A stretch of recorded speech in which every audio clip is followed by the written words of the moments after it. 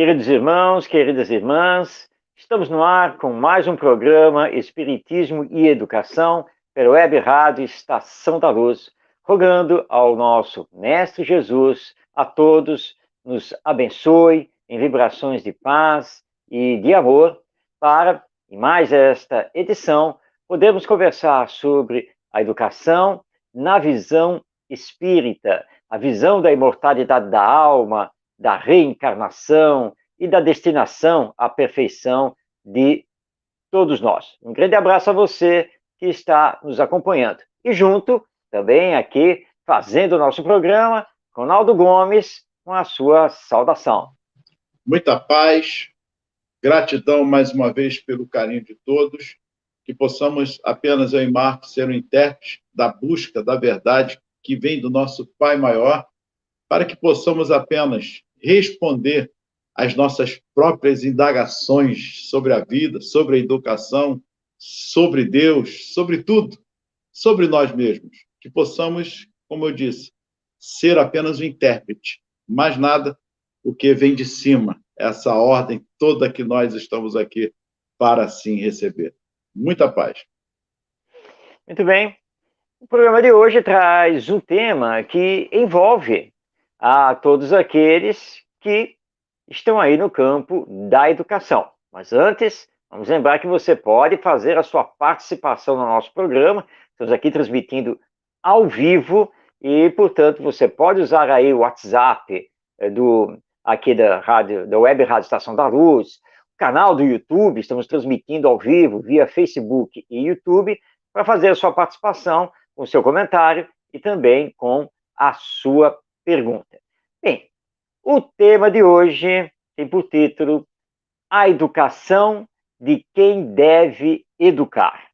Nós não vamos falar apenas dos professores, porque se falássemos apenas dos professores, nós estaríamos, não é, Ronaldo, afirmando aqui que a educação pertence só à escola, quer dizer, os únicos responsáveis pela educação seriam, então, os professores. Nós vamos também nos referir aos pais, aos avós também, e hoje em dia também aos tios, porque todos estão envolvidos na educação desses espíritos que reencarnam e estão lá na infância. O tema de hoje, nós o escolhemos porque nós falamos muito do processo de educação das novas gerações, o que deve ser feito para essas novas gerações, a questão da criação de bons hábitos, de formação do caráter e assim por diante. Mas nós temos tocado aqui no programa que a responsabilidade é dos educadores, porque a educação existe porque nós existimos. A escola e a família existem porque nós existimos, ou seja, somos nós, os seres humanos, que tudo fazemos. Então vem aquela indagação. Os educadores, aqueles que são responsáveis pela educação das novas gerações, também não têm que se educar? O Espiritismo fala em autoconhecimento e autoeducação. Mas, Ronaldo, eu vou fazer uma afirmação aqui, não sei se você vai concordar, mas pais e professores não precisam fazer autoconhecimento e autoeducação. Para quê? Eu também acho que não. Acho. Eu vou ficar no achismo, de propósito. Acho eu que não. Ou penso eu que não. Ou talvez, porque, aliás, eu quero fazer mais uma observação. De que educação nós estamos falando? De que educação você quer indagar de mim? Eu até agora, eu não sei se isso é uma pegadinha da sua parte. De que educação, afinal, você está falando? Educação. Ah, sim, educação dos pais, dos filhos, educação da escola. Mas ainda assim fico na dúvida de qual educação você realmente está me indagando, se os pais são responsáveis, a avós, os tios ou a escola. E perdoe eu fazer uma de Sócrates, jogar para você também essa. Pois é, Ronaldo, olha só, eu estou aqui pensando. Os professores não precisam fazer autoconhecimento e autoeducação, Porque, para serem professores, eles passaram pela universidade, então tudo aquilo que eles precisavam receber, conhecer e se preparar, eles receberam, conheceram e se prepararam. Então, não há necessidade.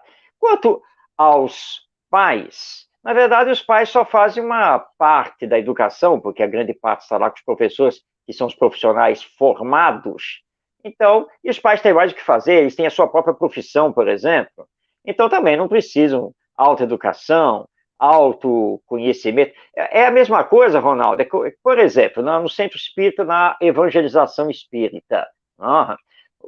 Quais são os requisitos para que você seja um evangelizador? Você acreditar em Jesus e ter boa vontade. E acabou, não é assim?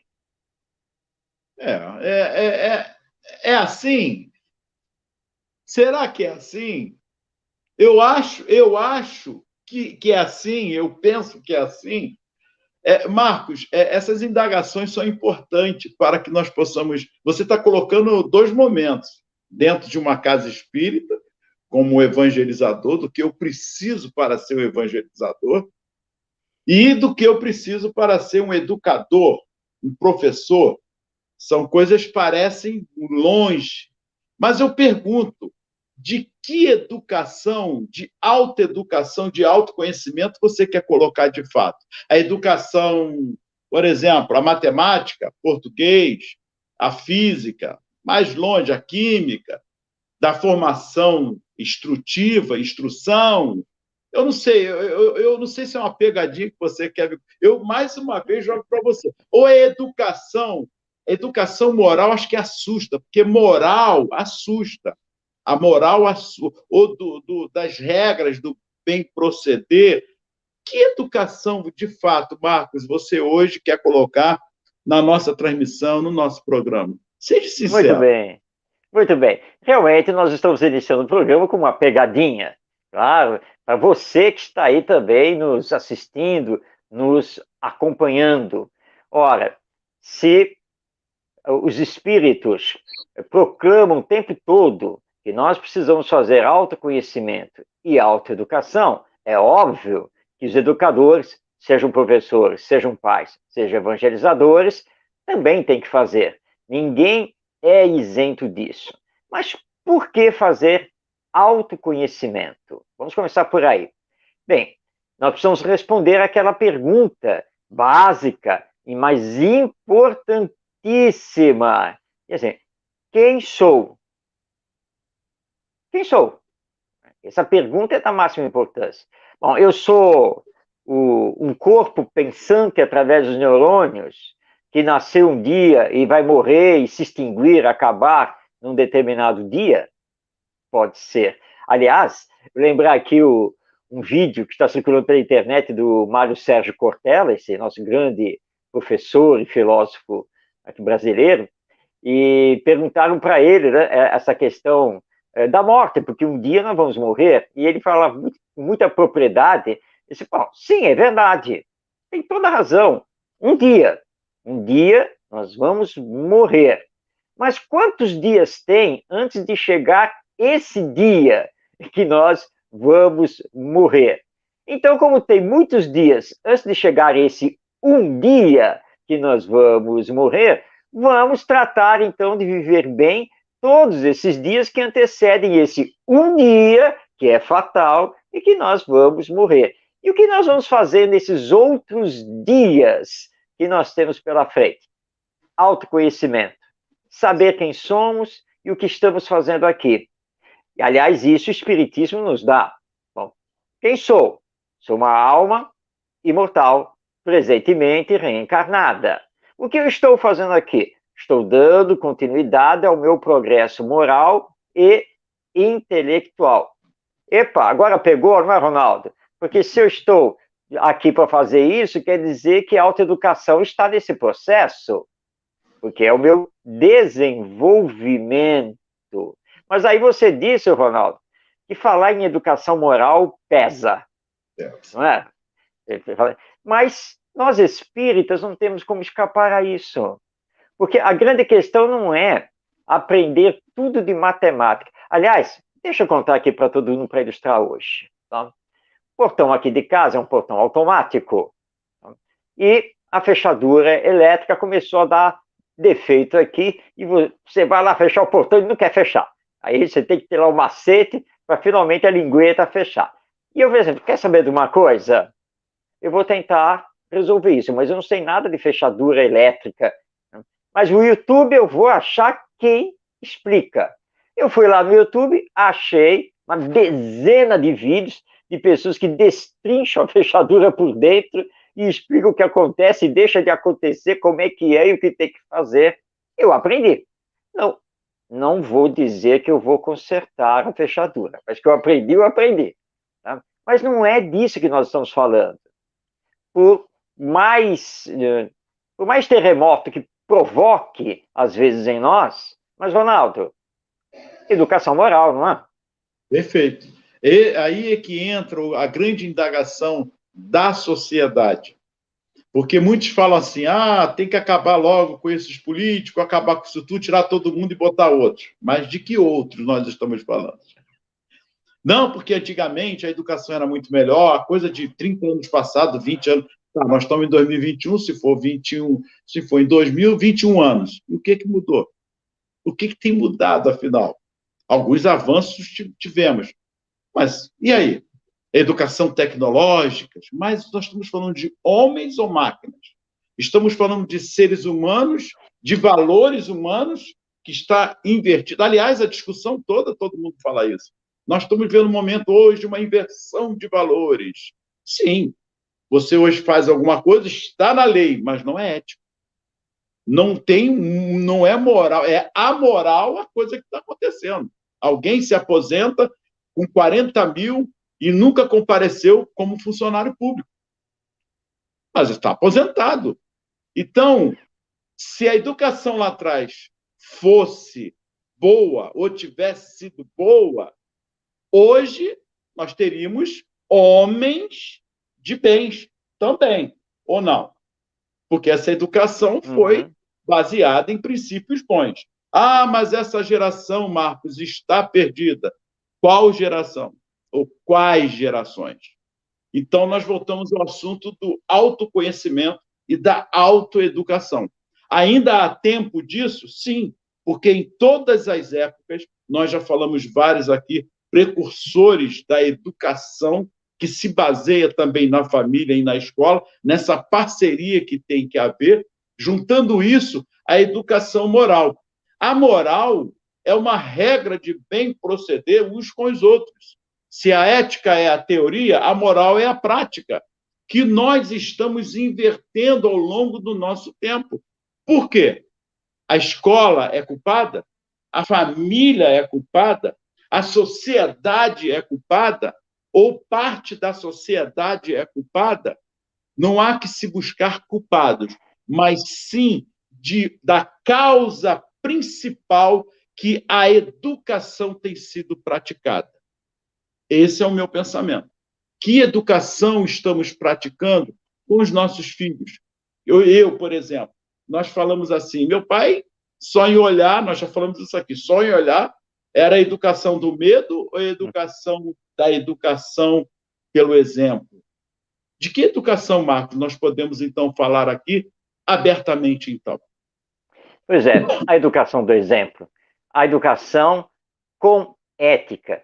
É inconcebível que um educador, seja ele pai, mãe ou professor, é inconcebível que ele se prenda simplesmente a cumprir burocraticamente a sua função e não tenha ética, não dê bons exemplos, que ele fale apenas da boca para fora. Um dos gravíssimos problemas que nós temos, tanto na família quanto na escola, é a falta de bons exemplos. São os educadores não educados e que acham que educação se resume em conteúdo curricular, em dar aula, em transmitir conhecimentos, em simplesmente instruir. Mas acontece que isso, e você já colocou muito bem, Ronaldo, só que isso não forma pessoas de bem. Isso daí não leva a termos pessoas moralizadas, éticas, com valores humanos sólidos e que não vão nem se deixar corromper, nem haverão de corromper os outros. Embora, como você abordou, ele até esteja dentro da lei. Está dentro da lei. Mas é amoral, é antiético. Né? Portanto, nós precisamos aprender a fazer aos outros o que gostaríamos que os outros nos fizessem. Tanto eu quanto você, Ronaldo, poderíamos contar aqui N histórias de professores e pais que não dão bons exemplos e que, na verdade, deseducam alunos e filhos. Mas eu vou falar pelo lado positivo, porque nós precisamos, como nos lembra André Luiz, exaltar o positivo, o bem, porque isso vai se alastrando cada vez mais. Então eu vou recordar uma professora que eu passei por ela passou por mim, e eu recordo dela até os dias de hoje. E foi lá no meu antigo curso primário, que hoje, né, seria o primeiro segmento do ensino fundamental, e eu lembro dela até hoje. Eu estudei num colégio católico, na cidade de São Paulo, mas os professores eram todos leigos, né? Eles não eram nem padres nem freiras. E eu lembro dela até hoje, porque foi na primeira, ela foi minha professora na primeira e na segunda série, lembro disso muito bem. E era uma senhora, mas muito simpática, muito afetiva, amorosa, apesar de ter aquela turma, né, acho que nós éramos, acho que devíamos ser uns 40 alunos, mas ela gostava de tratar conosco individualmente. E ela gostava também de chamar os pais, de sentar, de conversar.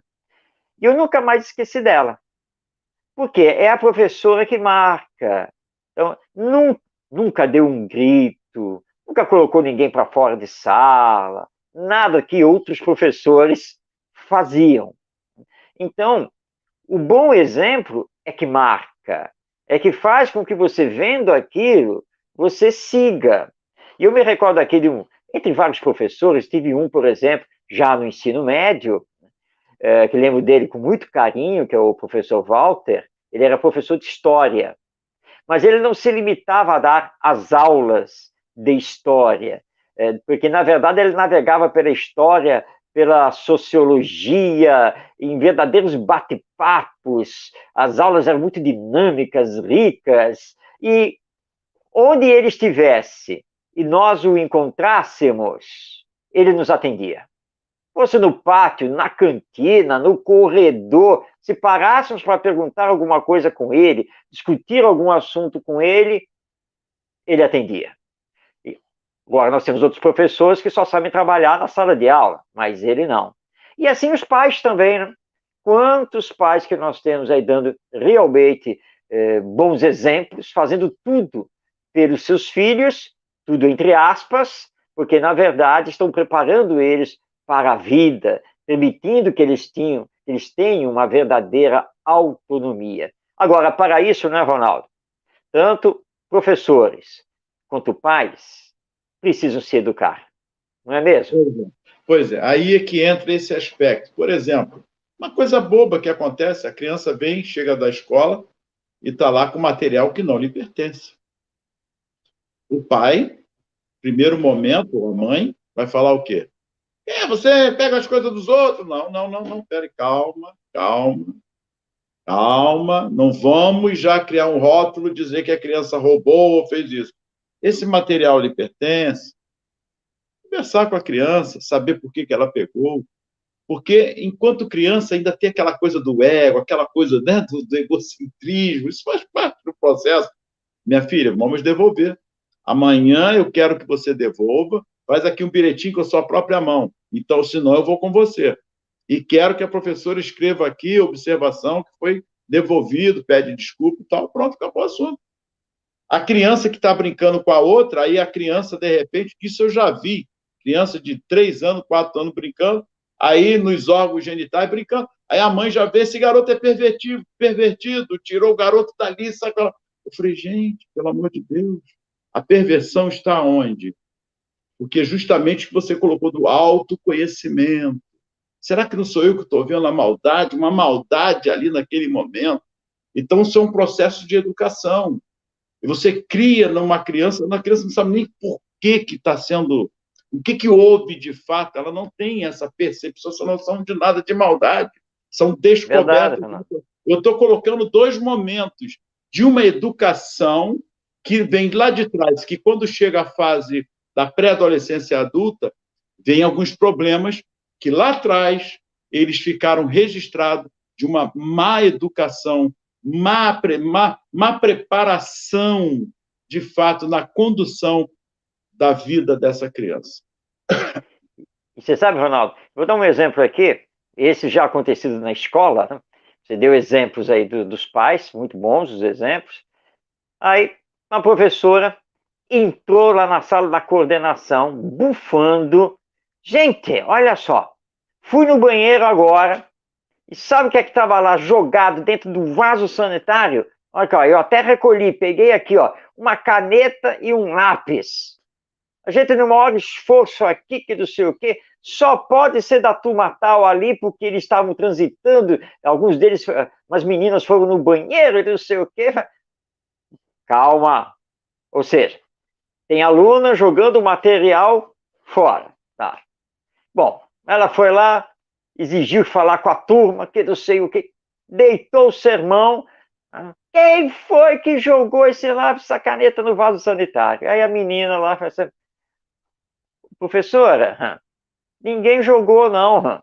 Isso é meu. Eu estava procurando até agora e não achava. Mas agora eu entendi o que aconteceu, porque eu fui no banheiro. E eu costumo sempre colocar o lápis, a caneta, tudo no bolso de trás aqui da calça. Então caiu e eu nem vi. Olha aí, gente.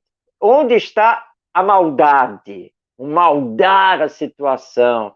Porque, pela professora, esses jovens só pode ter sido um desses adolescentes, e não sei o quê, né? E já imaginando o castigo que teria que dar.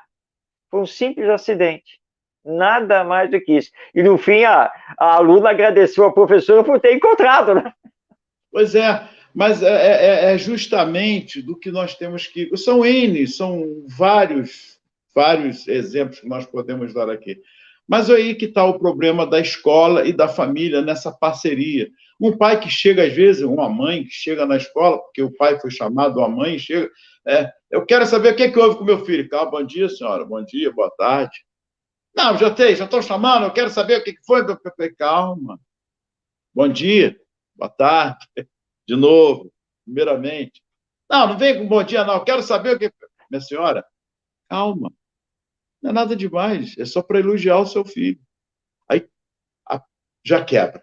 Não, é porque. Não, olha só. Eu entendo. Nós chamamos várias vezes a senhora aqui para que a senhora juntasse esforços junto à escola sobre a educação do seu filho nesse aspecto. E ele está melhorando e muito. Quer dizer, ou vice-versa. A escola também, às vezes, rotula a criança e o pai também. Mas, por favor, será que não tem nenhum momento que meu filho melhorou?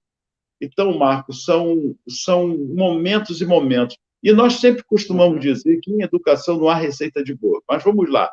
Valores humanos. Quais são um dos princípios dos valores humanos que nós devemos preconizar, tanto na família quanto na escola? Você poderia. Eu só quero dois. Eu não quero mais do que isso. Só dois, Marcos, para que isso já venha a ser um pontapé. Eu tenho dois dos meus pais que me deram isso, eu sigo até hoje. Eu só quero dois da sua parte, que nós podemos dizer, olha, esses dois vai dar um grande passo para esse autoconhecimento e essa autoeducação, tanto da escola, como educadores, quanto na família, seja pai, avô, tio, quem esteja à frente da educação dos nossos jovens, nossas crianças, nossos adolescentes. Dois valores fundamentais: amor e humildade. São imprescindíveis para o verdadeiro educador. Não é a moral? Fazer ao Claro, próximo o que queres que o próximo te faça. exato. Por que amor? Amor também tem limite, energia, disciplina, porque a pessoa fala que é amor e já vem esses dois falar de amor aí, e tá. Não, amor é disciplina. O que tá entendendo? Não é bagunça, não. O amor é amor. Eu costumo dizer, eu tenho um exemplo dentro da minha casa com a minha esposa, que trabalha em comunidade, e não é o exemplo, nada disso, mas faz um belíssimo trabalho com a situação de crianças chamadas difíceis. E o que eu sempre falo, que eu prefiro as chamadas crianças difíceis, porque estas mostram o que são, e não as sonsas quietinhas, que é perigosas. As que mostram o que são é um desafio. Essas estão chamando a nossa atenção tanto para os pais quanto ao professor que está em sala de aula. São aspectos fundamentais e não nos esquecermos do nosso mestre, dos mestres, que foi Jesus. Todos os conhecimentos, ele deixa isso claro, Pai, graças te dou, porque não disseste essas coisas aos sábios e prudentes, porque já sabem da lei, mas aos pequeninos como estes. E Jesus veio trazer justamente o amor, a humanização, a espiritualização.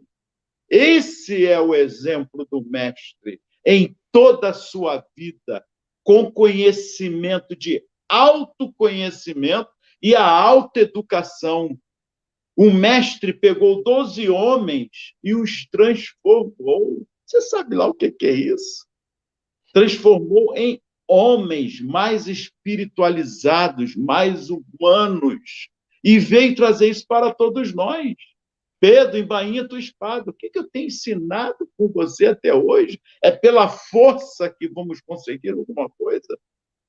Colocou a orelha, fez o primeiro transplante que se tem notícia. Não, reimplante, né? Perdão, reimplante que se tem notícia. Então, precisamos nos espelharmos no Mestre Jesus.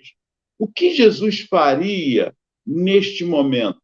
Agiria com amor, com energia, com disciplina, com certeza. Então, a educação que nós estamos falando é a educação dos nossos valores. Marcos citou 2. Nós temos vários. A educação da autoeducação, de pararmos e ver o que eu quero para o meu filho. Preparar meu neto para a vida, para o mundo, antes que o mundo ofereça a ele coisas que eu não possa dar, que é essa educação. E essa educação que o mundo dá é o que Jesus também falou. Não é isso, Marcos? Eu não vou lá dou como o mundo a dá. A minha paz é diferente. É humana, é com calor, é com compreensão. Eu acho que, Marcos, eu penso que cada vez mais, se a educação não é o caminho, como Paulo Freire fala, tantos outros, sem ela tampouco nós não chegaremos a lugar nenhum. E ele também fala que a educação, como é que ele diz? A educação, ela educa o homem, transforma o homem, mas o homem é que transforma o ser humano, é isso? A educação transforma o homem, mas o homem é que vai transformar todo esse processo que nós estamos vivendo na sociedade das inversões de valores. É isso aí, Ronaldo. Por isso que os educadores precisam entender que, igual os educandos, também são eternos educandos. O nosso processo de aprendizagem ele é contínuo, mas aprendizagem principalmente no sentido moral. Quando Allan Kardec nos diz que a educação é o conjunto de hábitos adquiridos, isso não se refere só ao educando criança, ao educando adolescente. Não, se refere a nós, porque continuamos sempre educandos, nós sempre temos a necessidade de combater em nós os vícios de toda a ordem e fazer com que cresça em nós as virtudes, todos esses valores humanos que são imprescindíveis para a nossa moralização e espiritualização. Isso é o tempo todo. É como dizia Paulo de Tarso, esse é o bom combate. E isso é processo educacional, isso é educação moral em ação, em funcionamento.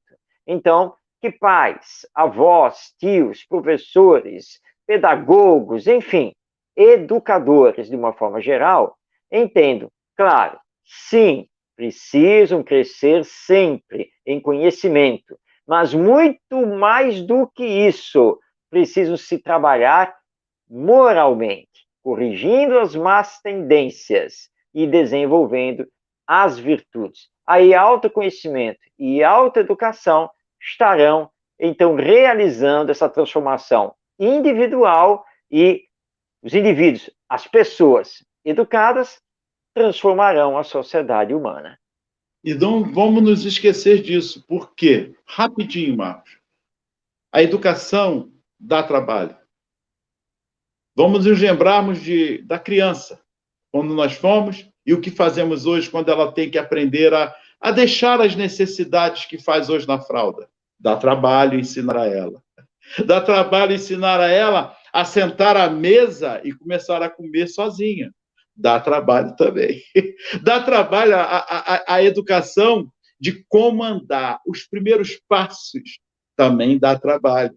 Mas todos esses processos são levados com disciplina, com amor, com energia. A criança cai, você levanta, ela vai levando, porque se você ficar o tempo todo ajudando, ela vai ficar. Ela levanta. Sentada à mesa, ela quer pegar o garfo de uma maneira, ou outra leva, você até deixa, mas depois você começa num processo de educação. Então, olha, 3 passos que até chegar nesse processo da educação que nós estamos falando, é um processo que a gente esquece, que nós fizemos, que nós nem ficamos nervosos, né, mesmo? Aí, quando chega a adolescência, a gente quer achar, está dando muito trabalho. Ué, mas não deu trabalho hoje. Você teve amor, teve carinho de fazer a mamadeira, de tirar o momento certo da mamadeira. É todo um processo de educação. E é isso. Isso aí.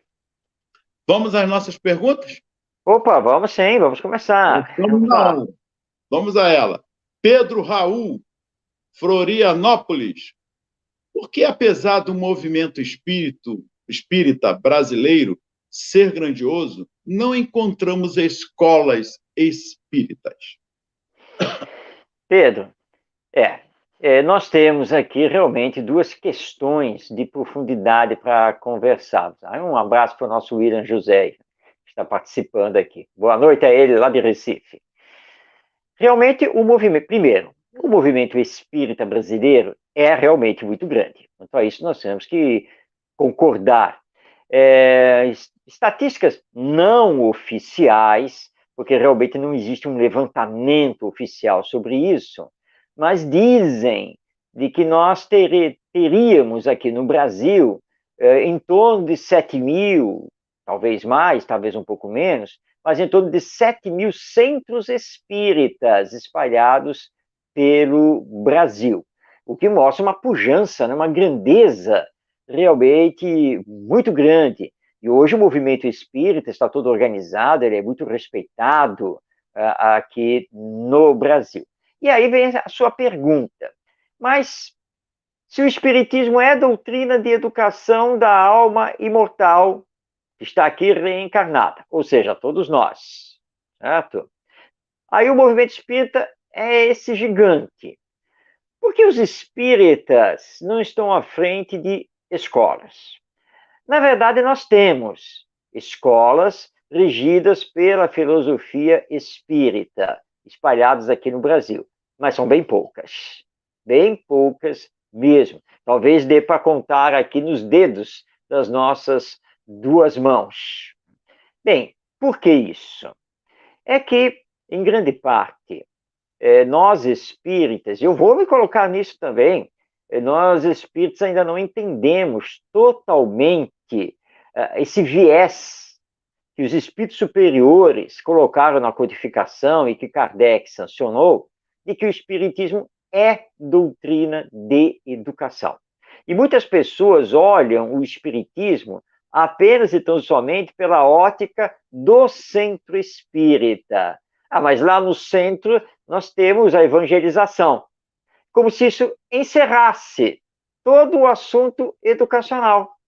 Mas não. Até porque atendimento fraterno é educação. Reunião mediúnica é educação. Distribuição de gêneros alimentícios, de bolsas de mantimentos, né, faz parte da educação. Agora, nós temos que ir além. E a evangelização nem sempre é prioridade nas instituições espíritas. Tá?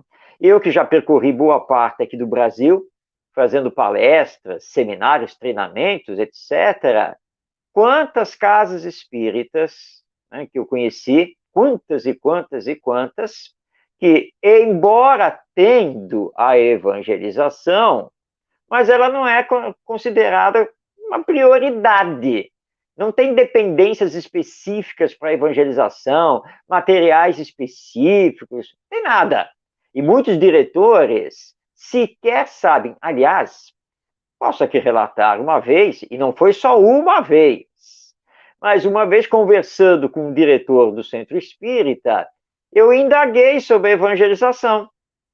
E ele me deu a seguinte resposta: sobre isso eu não sei falar muito bem, não, porque eu sou diretor aqui da casa, mas eu não acompanho bem essa área, mas eu acho que a evangelização, acho que é no sábado ou é no domingo, eu não estou muito certo.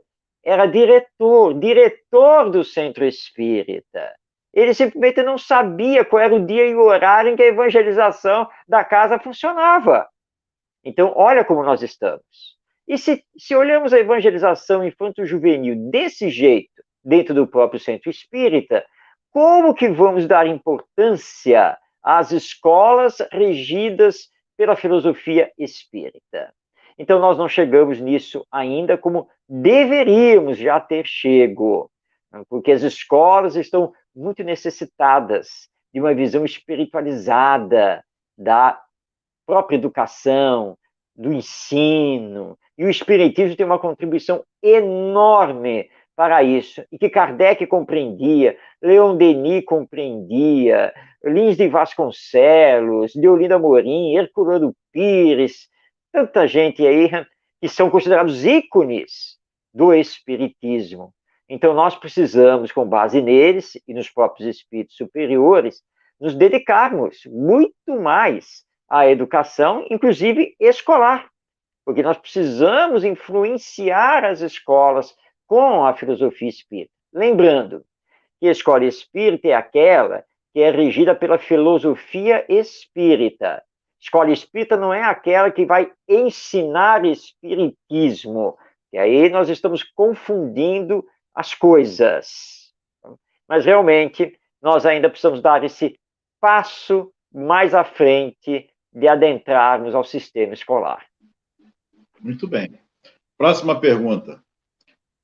Ô, Fernanda, boa noite, amigos e amigas. Boa noite, meninos, Ronaldo e Marcos. Abraço, grande abraço. Abraço, Fernanda. Micaela, Recife, como convencer os pais espíritas para colocarem seus filhos na evangelização do centro espírita? Micaela, isso é um processo. Aliás, educação é um processo. Convencer os pais irresponsáveis também é um processo. Bom, para começo de conversa, as instituições espíritas precisam melhorar a sua comunicação interna, sabendo bem aproveitar as reuniões públicas e os grupos de estudo da doutrina espírita para sempre comunicarem a existência da evangelização, dia, horário em que funciona, o que é a evangelização espírita, qual a sua importância, os benefícios que a evangelização faz para as crianças e os jovens, que levam isso para a família e para a sociedade. Essa comunicação tem que ser feita constantemente, incessantemente. Mas essa é a macro divulgação, a macro comunicação. Agora tem a micro comunicação, que é aquela de você chegar junto, né, ir conversar. E aí, puxa, e cadê seus filhos e tal, não sei o quê. E vai falando da importância de ligar a garotada ao Evangelho, as mensagens que os Espíritos vêm nos dando. Aliás, esse é um bom ponto também, porque tanto fisicamente, né, com o folheto impresso, como através das redes sociais, do próprio Centro Espírita, etc., divulgar mensagens espirituais que falam da educação, da importância de se educar, e nós temos muito. Não, é só garimpar em André Luiz, Emmanuel, Joana de Ângeles e outros espíritos, através do Chico Xavier, do Raul Teixeira e do nosso Divaldo Franco, que não vão faltar mensagens falando da importância de se educar as novas gerações. É aquele trabalho de formiguinha, e que você... Né, e aí vai dando os exemplos. Olha só, tá vendo o Ronaldo? Ronaldo é cria da casa. Olha aí hoje. Hoje aí tá dirigente, tá dialogador em reunião mediúnica, palestrante, coordena programa em rádio. Né? Aí ele chegou aqui jovem. Esse é o fruto do Espiritismo como obra de educação. Olha a importância da evangelização. E acima de tudo, Ronaldo é um homem de bem. Quer dizer, então nós temos que ir por aí, mostrando, falando. Agora, lembrando que nós não podemos forçar, nós não podemos exigir. Por exemplo, vou dar um exemplo aqui bem drástico. Diz assim, olha só, estamos anunciando que a partir do próximo mês, médiuns aqui da casa, médiuns, dialogadores, dirigentes de reuniões mediúnicas, só poderão continuar na tarefa mediúnica aqueles que tiverem crianças ou filhos jovens e matricularem eles na evangelização. Quem não matricular na evangelização será cortado da atividade. Isso nós não podemos fazer, isso nós não devemos fazer. Nós vamos tentar trabalhar sempre pelo campo da divulgação e do convencimento fraterno. E procurando, claro, fazer as reuniões de paz, os encontros da família, tudo em conjunto com a evangelização. Esse é o caminho. E muita paciência. Muito bem. Olha a Fernanda aí, uma pergunta muito boa. Gostei, Fernando. Então, qual a finalidade do Departamento da Infância e Juventude, se onde os próprios espíritas não valorizam?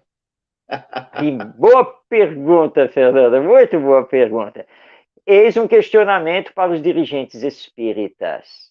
Porque nós não estamos aqui para dar todas as respostas. Essa sua pergunta precisa ser respondida pelos próprios dirigentes dos centros espíritas. Ora, se o centro espírita, por decisão da sua diretoria, criou um departamento de infância e juventude e que vai cuidar da evangelização de crianças e jovens, criou por quê? Criou por desencargo de consciência? Criou, vai jogar no colo da Fernanda, que vai ser a dirigente, problema dela, né, que vai se virar com isso. Então, os dirigentes dos centros espíritas precisam meditar profundamente sobre essa pergunta da Fernanda e procurar a devida resposta, porque os serviços da casa espírita não podem existir por simplesmente existir. Boa, muito bem. Próxima pergunta. Vamos a ela, próxima. Samara Manaus, o que fazer diante da corrupção? O que propõe o Espiritismo? Pergunta muito boa. Diante da corrupção, não se corromper. Diante da corrupção, manter-se honesto. É isso que o Espiritismo nos recomenda, porque nós só devemos fazer aos outros o que gostaríamos que os outros nos fizessem. Jesus, nosso mestre, teve todas as oportunidades para fazer conchavos, para fazer acordos, não é mesmo? E ele estava aqui na Terra para implantar o Evangelho. Nada melhor do que isso. Mas ele jamais se corrompeu. E sempre se colocou acima dos interesses humanos. O que Judas Iscariotes não soube fazer.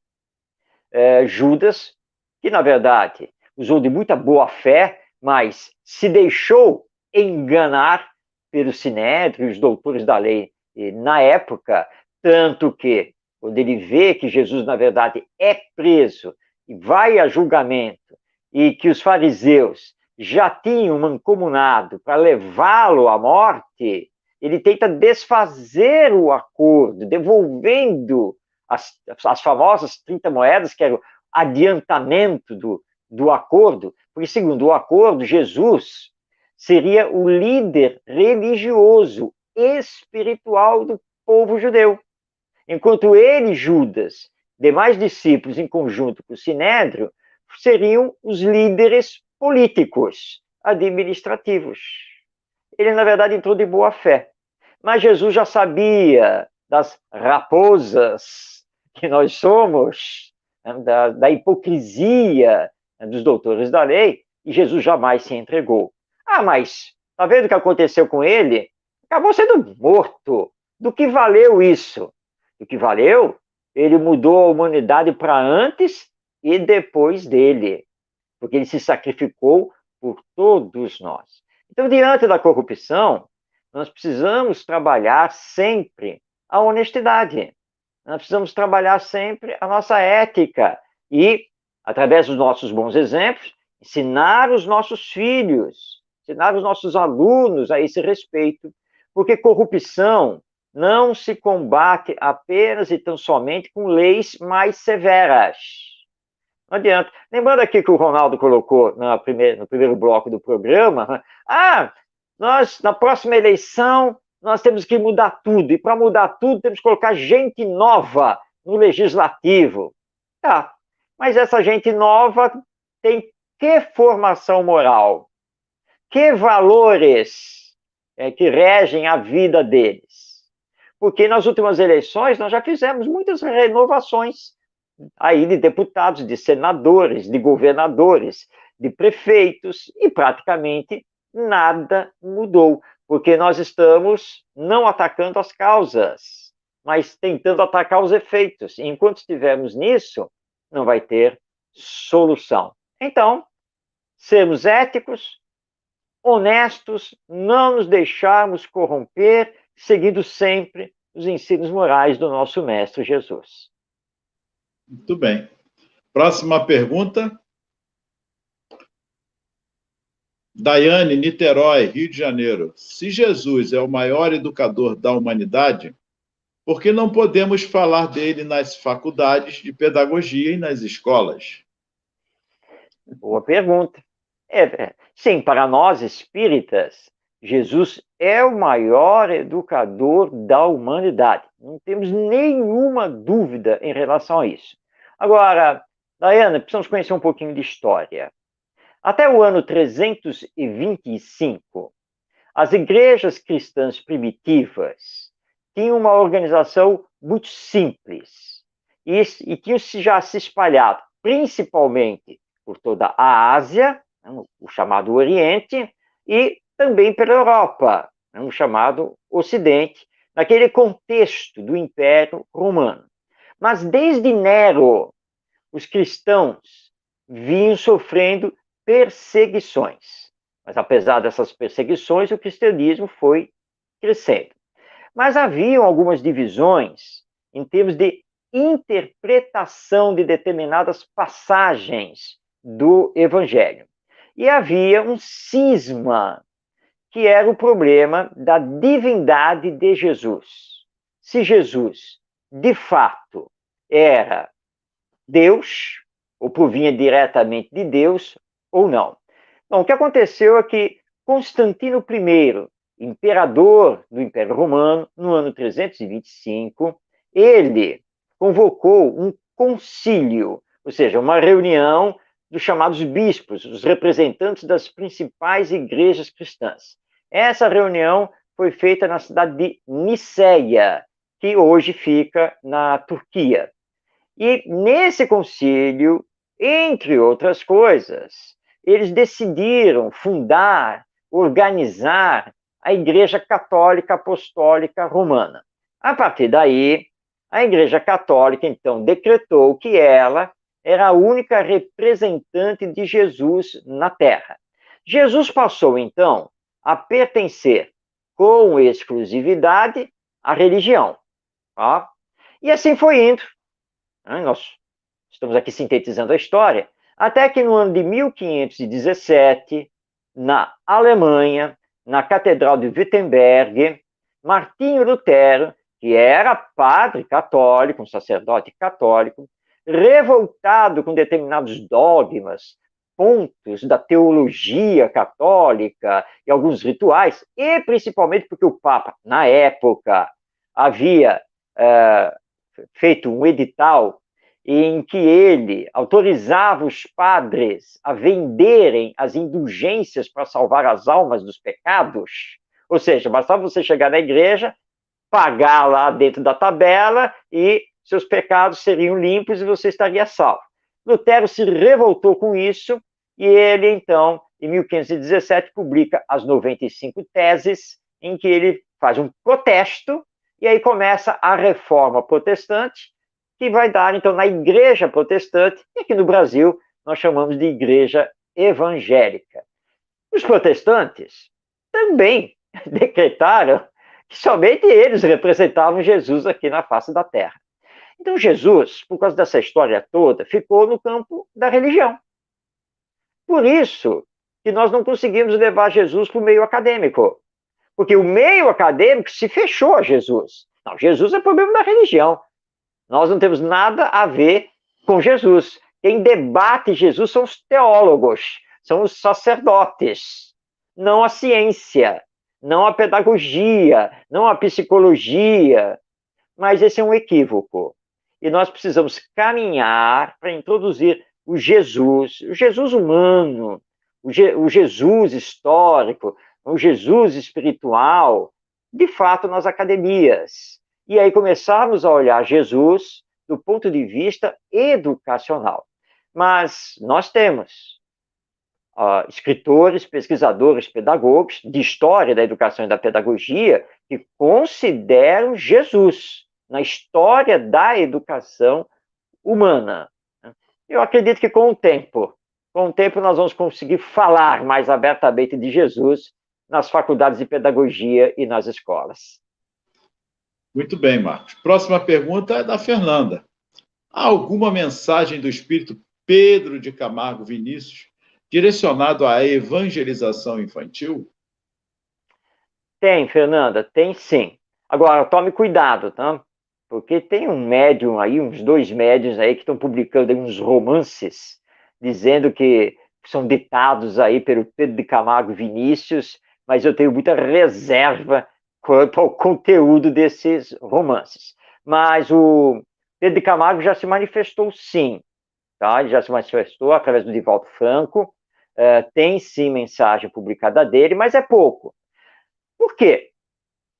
Porque ele deixou um manancial já escrito nas suas obras, né, em torno do mestre, na seara do mestre, nas pegadas do mestre, em busca do mestre. O mestre na educação é tanto conteúdo que ele não precisa voltar através de nenhum médium para escrever, porque ele já deixou escrito. Nós é que precisamos mergulhar nisso. E eu recomendo aqui para você, Fernando, e todos os que estão nos acompanhando, a leitura atenta, reflexiva, o estudo do livro O Mestre na Educação, do nosso Pedro de Camargo Vinícius. Aliás, todo evangelizador espírita precisa ler, precisa estudar essa obra. O seu conteúdo é todo voltado à educação na visão espírita e, portanto, muitas coisas para os nossos evangelizadores. Muito bem. Isso é importante deixar claro. Em vida, ele deixou as obras que estão aí. Realmente, vi como espírito, fala mais o quê? Pouca coisa, só acrescentar, talvez. Mas é isso aí, Marcos. Próxima pergunta. Mais alguma? Leonardo. Quando uma criança faz algo errado, ela deve ser corrigida na hora. Ou podemos deixar para depois? Leonardo, tem aquele velho ditado popular: não deixe para amanhã o que você pode fazer hoje. Esse ditado vale também para a educação. Não deixe para depois o que você tem que corrigir agora. A criança é muito dinâmica, é muito interativa, com muita energia, e com muita facilidade ela também esquece as coisas, ela já vai trocando, vai substituindo. Então, se ela fez uma ação, se ela falou algo que precisa ser corrigido, precisa ser mostrado que não é daquele jeito, não se pode deixar para depois. É um equívoco quando, por exemplo, a mãe fala assim, ah, depois, à noite, quando seu pai chegar, à noite, quando o pai chegar, aconteceu de manhã. A mãe não tem que esperar o pai chegar do trabalho à noite para conversar com o pai, e aí o pai chamar o filho para conversar alguma coisa e fazer alguma coisa. A mãe é a grande educadora. Então, é ali, é na hora, é no ato. Opa, opa, o que foi que você falou? Como é que é? Isso daí é certo? É assim que se fala? Então, você tem que corrigir na hora. Vem cá, você pediu, por favor, tá? Então você tem que corrigir na hora, porque é a criação dos bons hábitos. E se você não corrige na hora, e ainda por cima, você ainda joga nos ombros alheios para fazer a correção, aí isso vai virar uma bola de neve, isso é um grande problema. Então, em educação, nós não devemos deixar para depois. Agora, lembremos também o seguinte: corrigir na hora não é sinônimo de castigar, não é sinônimo de bater, não é sinônimo de xingar, porque essas coisas não são corretivos. Essas coisas só colocam mais lenha na fogueira, nada mais do que isso. Você corrigir é para tudo, para. Como é que é? É que nem, por exemplo, festa de aniversário. Tá lá a criança, ainda é pequena, adora, ela quer assoprar a velhinha de todos os aniversariantes. Isso é natural da criança, tá? E você leva isso na esportiva, na brincadeira, não tem problema nenhum, né? Mas quando ela começa, sobe na cadeira e se pendura lá no bolo, né? Aí vai lá com o dedo, né? Passa o dedo lá no bolo, leva o dedo para a boca, tá? E depois vai tocar o dedo lá no bolo de novo. Você não pode ficar simplesmente assistindo isso. Você precisa corrigir. Epa, o que você está fazendo? Não pode fazer isso. Não pode. Ah, você gostaria que alguém fizesse isso, colocasse o bolo babado no seu pratinho e você ia comer? E a criança vai responder que não. Então, não quero ver você fazendo isso de novo. Isso é falta de educação, é falta de respeito aos outros. Então, a correção é na hora, é no ato. Isso se chegar da noite não esquecer e deixar e não fala mais nada. Fica por isso mesmo. É verdade. Fernanda Linhares, gratidão também. Ruth, Maria, gratidão também. Muita paz a todos. Marcos, chegamos ao nosso final. Verdade. O tempo passa muito rápido. Que Jesus os abençoe. Tem aí, ó, Leonardo, né? Quando uma criança. Já respondemos essa aí. Já foi. O tempo não permite mais. Muita paz, saúde a todos. Gratidão mais uma vez pelo carinho. Esperamos que na próxima segunda-feira eu e Marcos possamos aqui, com a permissão do nosso Pai Maior, nosso Deus, a permissão de Jesus, estarmos aqui com vocês para mais um aprendizado sobre educação e espiritismo. Muita paz. Paz em todos os corações. Meu muito obrigado pela companhia de todos, rogando ao nosso Mestre Jesus, educador de nossas almas, que nos abençoe, fortaleça a nossa fé, a nossa saúde, para continuarmos a nossa jornada aqui na Terra, tão importante para os aprendizados que precisamos realizar e para semearmos o bem e o amor. Estudemos a educação, estudemos o Espiritismo, tenhamos confiança em Deus, nosso Pai, porque tudo vai melhorar.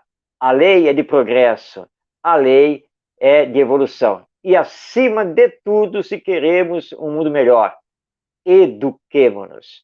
Paz em todos os corações. Até a próxima segunda-feira, 8h30 da noite, aqui pelo Web Rádio Estação da Luz.